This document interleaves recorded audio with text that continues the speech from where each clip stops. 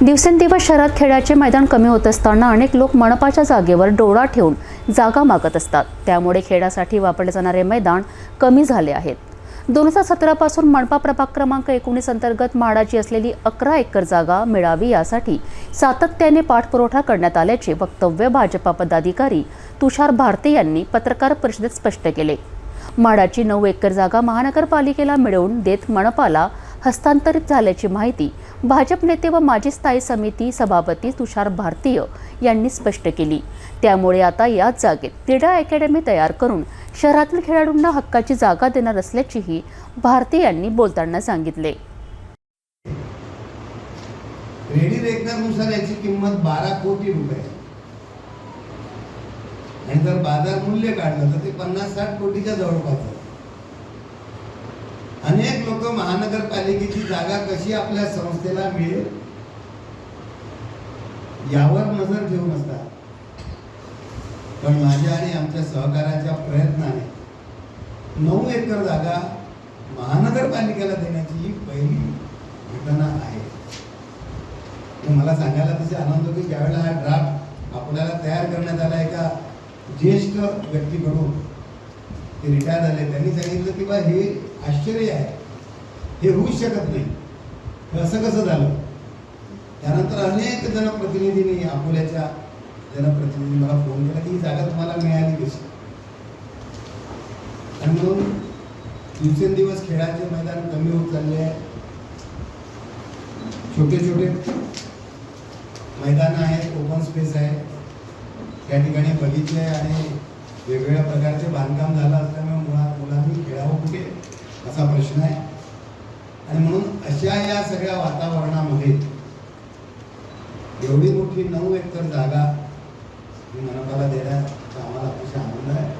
आणि या सगळ्या प्रक्रियेमध्ये महानगरपालिकेतले सगळे नेते मंडळी, ज्यावेळी आम्ही हे आरक्षण टाकलं त्यावेळेला सगळ्यांनी आम्हाला सहकार्य केलं।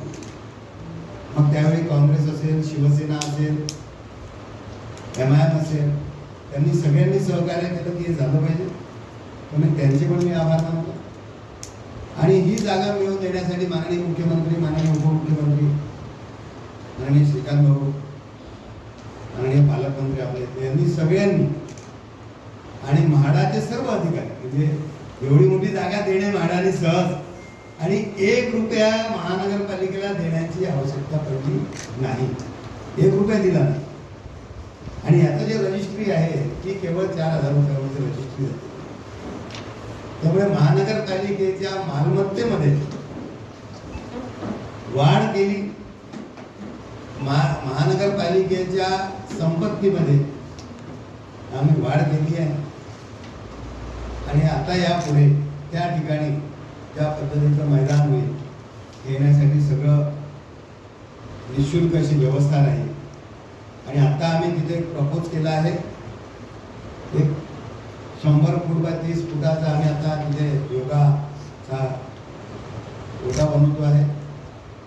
त्यानंतर तिथे आम्हाला इंडोर स्टेडियम, बॅडमिंटन, त्यानंतर स्विमिंग टँक, स्क्वॅश, त्यानंतर जिम्नॅस्टिक, त्यामुळे व्हॉलीबॉलचे 2 मैदान,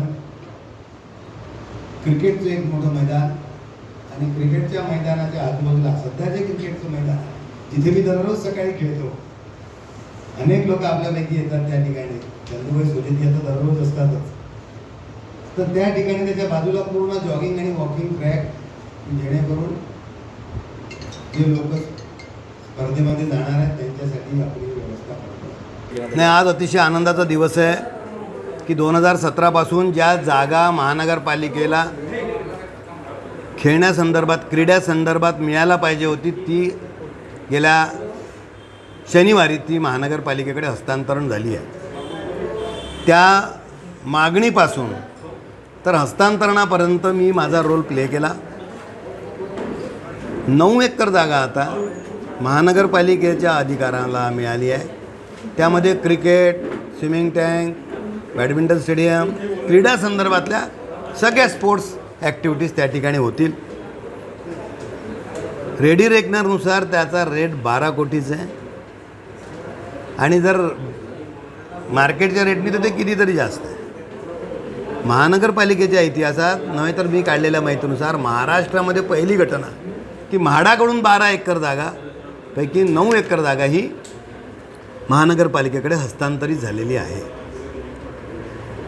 आणि अनेक लोक, अनेक मंडळी, नेते मंडळी महानगरपालिकेच्या विविध जागांवर डोळा ठेवून असतात. मी मात्र महानगरपालिकेच्या ॲसेटमध्ये ही वाढ केली आहे आणि स्पोर्ट्समध्ये काम करणाऱ्या सगळ्या, मग क्रीडा शिक्षक असेल, मग क्रीडापटू असेल, क्रीडापटूंना सहकार्य करणारे नागरिक असतील, या दृष्टीने अतिशय आनंदाची बाब आहे आणि ही पहिली घटना असल्याचा मला अतिशय आनंद आहे.